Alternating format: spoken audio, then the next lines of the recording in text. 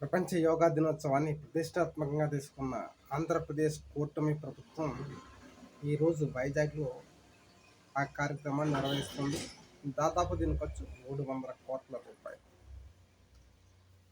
అంత బాగానే ఉంది. అయితే కూటమి ప్రభుత్వం వచ్చిన సంవత్సరం నుంచి దాదాపు 1500 కోట్ల రూపాయలు కేటాయించి అమరావతి నిర్మిస్తున్నాము, డెవలప్మెంట్ అంత అయిపోయింది, ఎంత అయిపోయింది, ఎలివేషన్స్ ఇచ్చుకుంటూ వస్తున్నారు కదా. ఇదే యోగా డేని అమరావతిలో ఎందుకు నిర్వహించటం లేదు అనేది సామాన్యుడి ప్రశ్న. నిజంగా అమరావతిలో అంత డెవలప్మెంట్ ఉంటే యోగా దినోత్సవం మీరు అక్కడ పెట్టేవారు. మీకు కూడా తెలుసు, ఒక గంట వర్షం వస్తే రోడ్లన్నీ మునిగిపోతాయని చెప్పేసి.